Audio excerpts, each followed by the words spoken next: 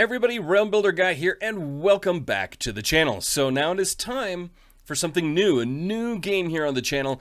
It is time for Solasta, Crown of the Magister. Sorry, I had to look at it real quick. And this game is something that I wasn't aware of was out there. You know, I'm a big fan of D&D and RPG games in general, and I just didn't know that this game was out there until, well, just the other day, it popped up on my Steam feed, and I'm like, what is this? And I decided to investigate, and it's it's a D&D style game. It's an RPG game, tabletop. They wanted to really bring the experience and feel of playing a tabletop RPG to a PC game. And I'm going to take a look today and go in, build a character, and just kind of get a feel for it. And my plan is it's early access still, so it's rather limited. They've got one little, I guess, campaign they're doing right now, about 10 hours worth of play content, they said. So we'll do a few of these and kind of get a feel for the game before putting in a final review of at least early access. But aside from it being a tabletop, what they said, and I will quote now, I'm going to read right from the website, a true to the tabletop is what they said, true to the tabletop. Wizards of the Coast granted Tactical Adventures, which is the small creator studio that created Solasta, a license to use the Dungeons Dragons SRD 5.1 rule set, furthering our vision of making the most faithful video game adaptation with the tabletop rule set. Solasta, Crown of the Magister will bring the thrill, tactics, and deep storytelling of tabletop games. As you play, you'll feel yourself reaching for your dice and miniatures. It's time to dive into the world of Solasta. Roll for initiative. So I like that kind of playing into that. So these are obviously enthusiasts about D&D and tabletop role-playing games, as I am. And they have their own, Tactical Adventures has its own YouTube channel, and they kind of go into the development of the game. They also have a nice one that talks about the world of Solasta, so I will link that down in the description, so you can click on that after this first look video, or pause the video, take a look at that. I think it's about 13 minutes or so, and then come back and we'll keep on going. But I'm going to dive into the game. I loaded it up just to make sure it runs, but I haven't really dived deeply into it yet. So I plan on doing that now and creating a character, and then we'll kind of start the journey here on Solasta. All right, here we are. We can mess with the settings, new adventure, and characters. Let's go here real quick. I did mess a little bit, music volume. I have to turn that down a little bit more. Let's just put that down to 15%. I have it on 10% for CK3, so maybe we'll just use that. Click apply. But yeah, you can adjust your graphics, some of the game stuff. I got rid of the display tutorial because it just kept on popping up. Dice. You can choose your dice style here, which is kind of cool. Acid dice style, cold damage dice, and then different keyboard ones. Here, the nice thing is, compared to Baldur's Gate 3, they immediately have the WASD ones and the rotate on Q and E versus the center mouse wheel. Which is something I may still add because then it's intuitive. It's the same as Baldur's Gate 3. So just tried to do something here, change the zoom in, zoom out with the middle mouse wheel, and you can't do that. So, okay. Anyway, now hit cancel. So you can pick a new adventure. You can see here, you can start Crown of the Magister, starting level 1. Campaign, the new realms of Solasta turn their eyes towards the Badlands and its treasures, but war isn't the only threat looming over the Principality of Masgarth. And then you've got a bunch of other campaigns here as well. But let's go straight into characters. So, I haven't created any characters yet. You have pre-generated ones, so you can pick from them. 4 in a party, if I understand correctly. But of course, we are going to build a new character. So, the race is available. We have half-elves, we have humans. Then we have 2 different types of dwarves. We have the hill dwarf and the snow dwarf. Kind of cool. Differences here, you can see wisdom, and then the expertise. Snow dwarves have a crossbow expertise. Hill dwarf has dwarven toughness. Looks like a lot of things are the same. Snow dwarf also has additional snow dwarf endurance. You got your half elves, you have your humans, high elves. So you have the high elf, and then you've got the sylvan or the wood elf. And then halflings, you've got your marsh halfling and the island halfling. So the big difference here is the ability score changes. And then you've got rope dancing available to the island halflings, and the marsh halflings have swamp knowledge and improved dark vision, whereas island halflings don't have that. So we're going to just go with the half elf. I'm going to do kind of, a standard one that I have. You can kind of see, we'll go through the flow here. We've got ancestry, class, background, ability, scores, proficiencies, and identity. So we're going to go next. Let's build a ranger. I just love the ranger. So you can see here a lot of the standard SRD Dungeons and Dragons 5.1 rules. Favored enemy type. Let's see. Celestial constructs, dragons, elementals, or aberrations. Let's just go with beast or celestial. No, beast. Natural. You're adept at living and traveling in a certain type of terrain. I live in the mountains. Let's go with mountain. You can edit the equipment if you want to, which is kind of cool. We're just going to leave it at the standard equipment. Scale, mail, longbow, Dungeoneer's pack, 2 short swords, and let's see, arrows. So 2-handed. Interesting there. Now we can flip forward. Now the background.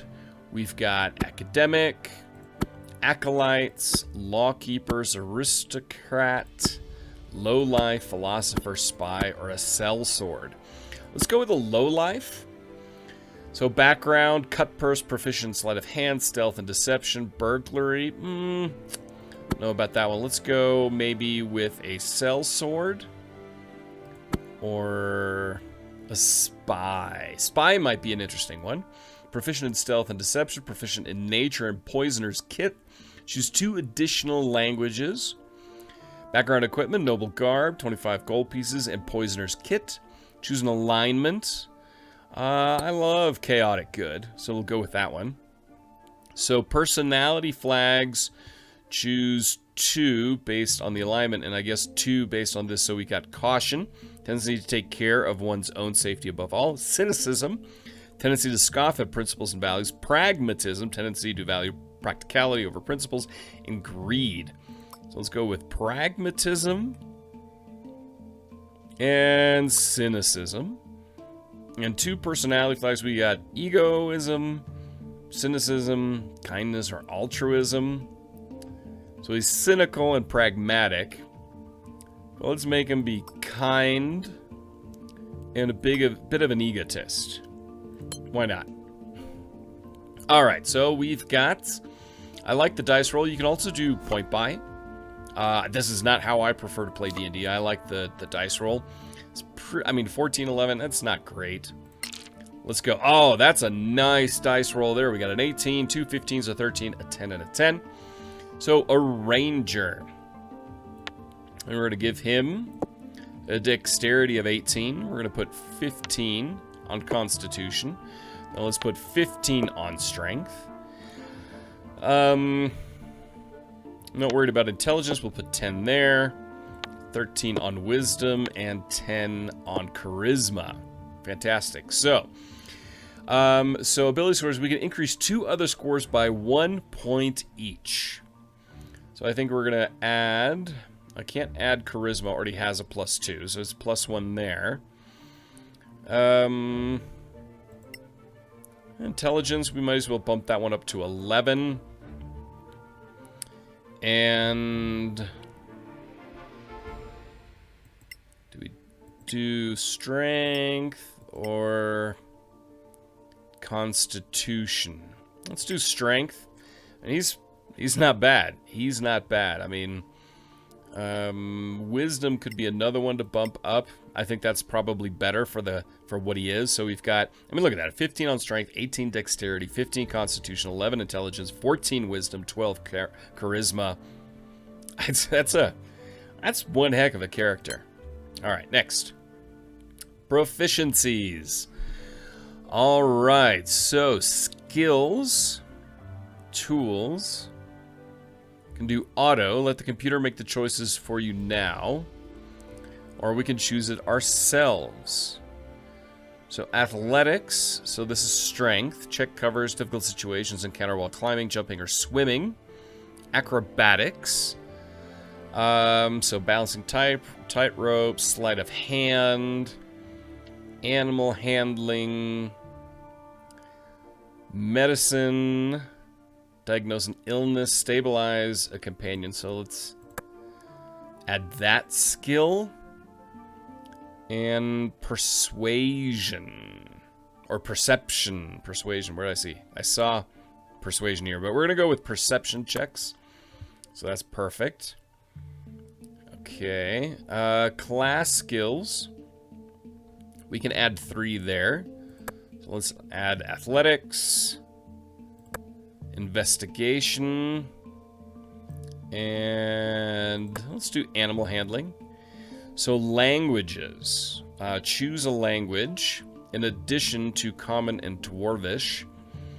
Let's go. I mean, he's out in the wilds. It's good to know what the orcs speak. Background languages, so we can add 2 there. Let's add Dwarvish and Goblin. Perfect. So now we can choose a face. So first a name. Let's go. You know what? We will go with a name that I have going on that I enjoy. So, Halvar. That's from a book project I'm working on, and we'll give him a last name of Ban. Halvar Ban. Male. Face. Let's go with this one, a little scruffier. Yeah, let's go with that. Skin tone, hair shape, long hair, short hair. Yeah, I think we'll go with that. I can scroll around just by holding the mouse on it. I like that. Now, again, this is not Baldur's Gate 3. Let's just make that very, very clear. Graphically, Baldur's Gate 3 is on a different level, but this is a smaller studio, and I think actually what they're doing here is pretty nice. And this is early access. So hair color, let's go with a brown hair color and eye color. Let's give him striking blue eyes. Physique, bulk him up. I am the big guy. Now let's just go somewhere right in here. Let's listen to some of these voices. That must have hurt. That's better. Just lucky, I guess. Too easy. We'll go with that one. We can input a backstory here. I'm not going to worry about that right now. I'm not sure if we can add that later, but we have finished him. So that's Halvar Ban. Pre-generated, we've got a rogue, paladin, a cleric, a wizard, and a fighter. So, you know, that shows you what you can do as far as character generation. And now let's start. Can't change it. Select. Alright, so now we can select characters. Obviously we're going to add Halvar. We're going to select him. And then we're going to add... Definitely need a cleric. The hill dwarf or the half-elf sellsword fighter. We'll go for another half-elf. And... how about a wizard here? High elf. So very, very elven group here. And... let's start this game. So yeah, I'm very curious to see how this game holds up. Now, I've played some Baldur's Gate 3 early access and really, really, really like it. Now, some people that I know, that I trust, have played this one. They said it's the most D&D 5th edition, or in general D&D game, comparable to a tabletop game that they've ever had. So, let's get this puppy going. Before the Cataclysm, there were no gods on Solasta. No humans either.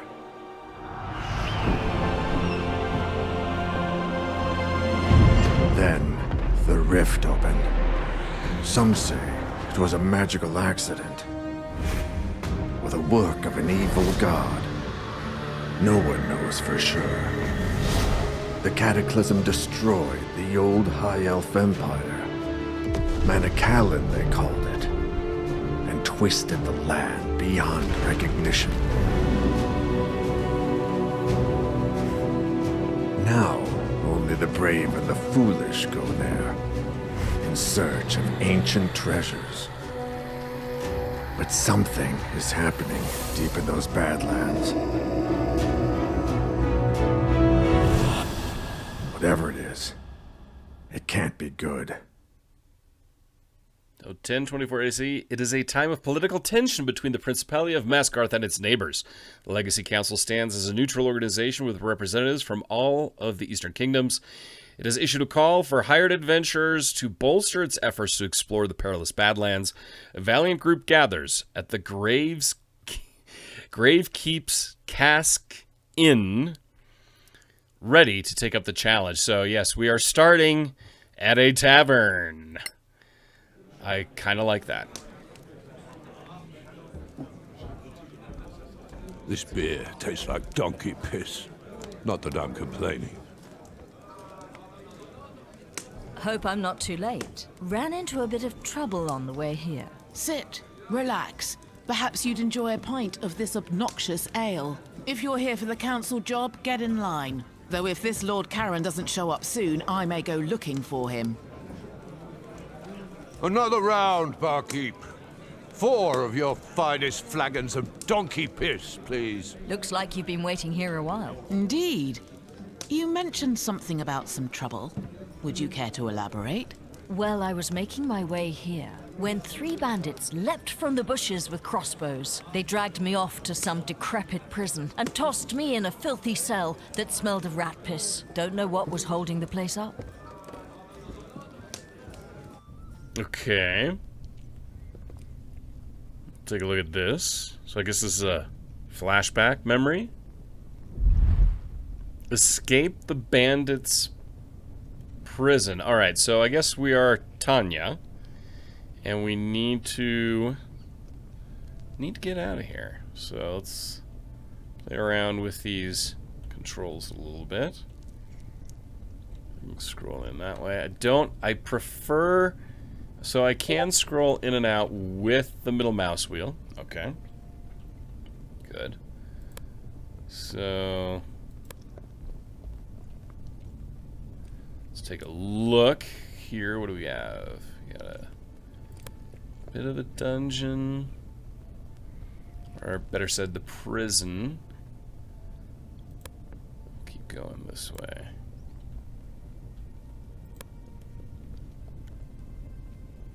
Alright, I do like the layout.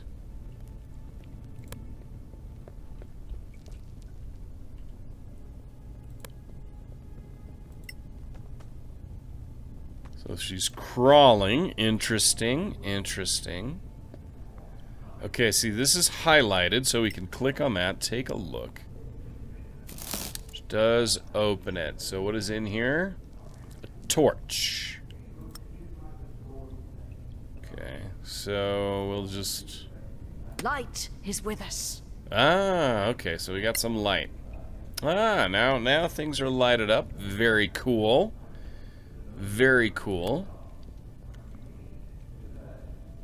Can hear some voices. Alright, is there anything else back this way to see?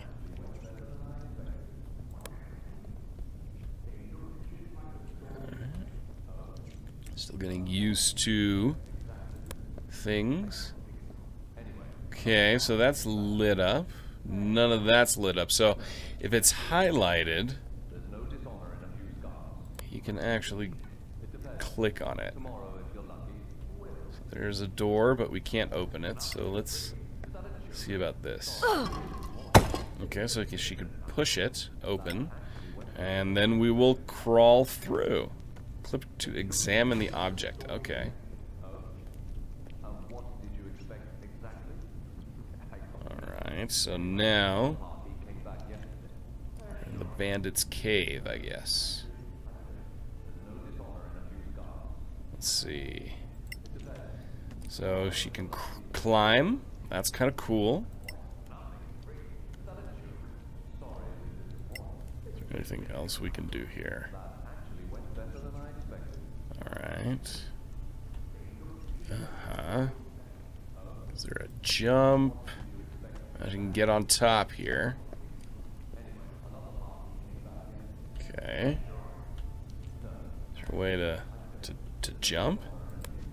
Yep. Oh, perfect. Climb up that. That's pretty neat. You can jump that far? Okay, so it auto-selects. Perfect. Click to loot the container. What is in there? Potion of healing. So we'll carry that one. You can see the weight she can carry. So that's kind of cool. Alright. Now, no path to destination.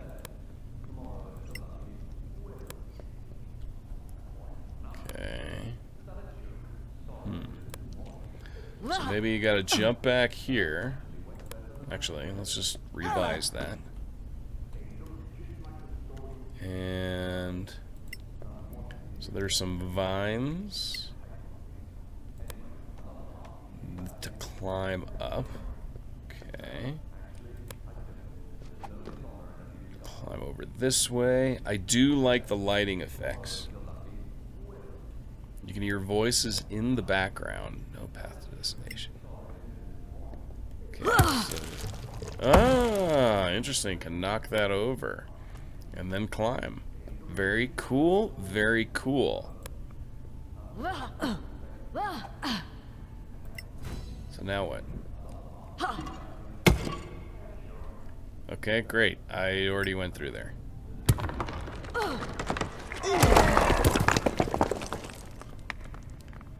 Alright, new objective. So, objective completed. So, did she just crush those guys that were down there? Sure looks so. Let me check any of that. We can go here. See what's in that. Light will guide us. Equipment. Alright. Rations pouch. Arrows. Okay. Perfect. So it looks like she's now fully equipped. Escape the bandits prison, open the door. Is there anything else in here?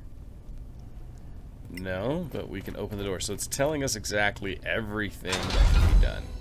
Hey, and we escaped that. Cool. So now we're getting like the Nice backstory. move, that trick with the wall. Glad you're no worse for wear. This council needs to get organized.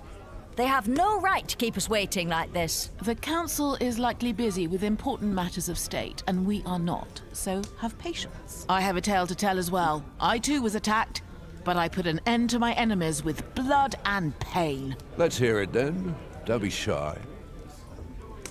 So it looks like we're going through every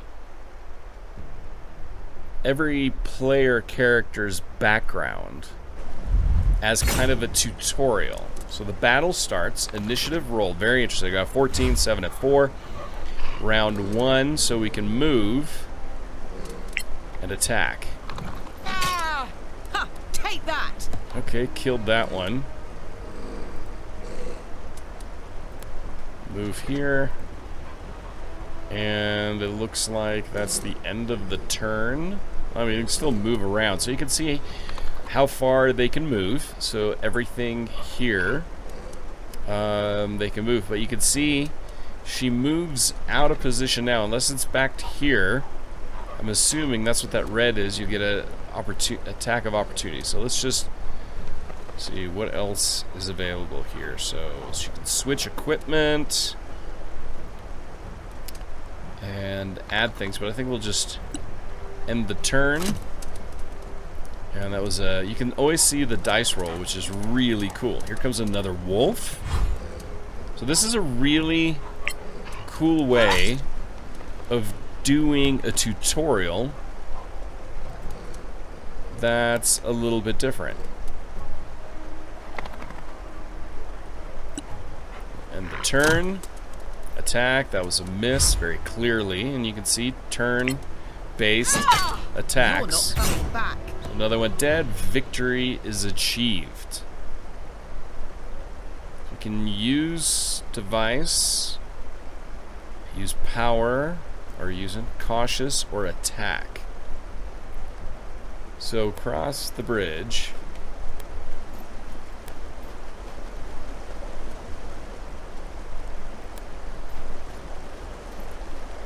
Disengage and push the rock.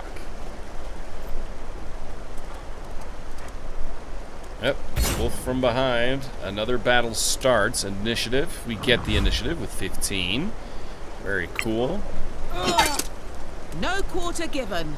Okay, so that was not a killing attack, but we're just going to end the turn. Not going to turn her back. Don't want to give them... The party had no way to revive their dead. Oh no, she died. Can't even see if that was... So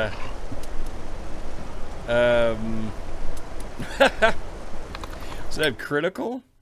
Restart from the last save.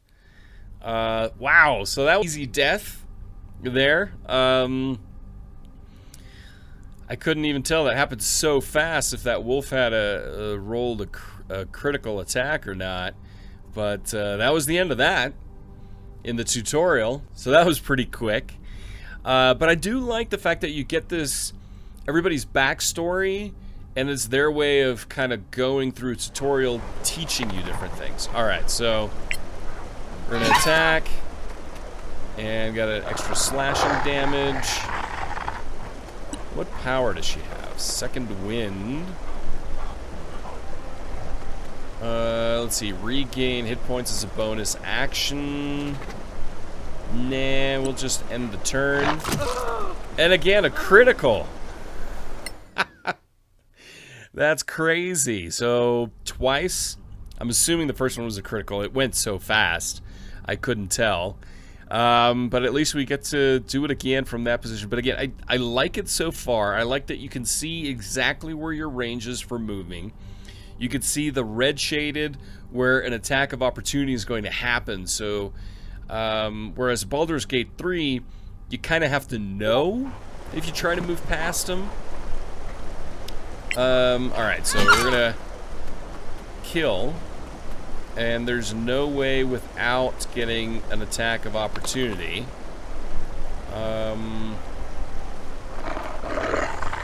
Alright, so are they gonna roll another crit?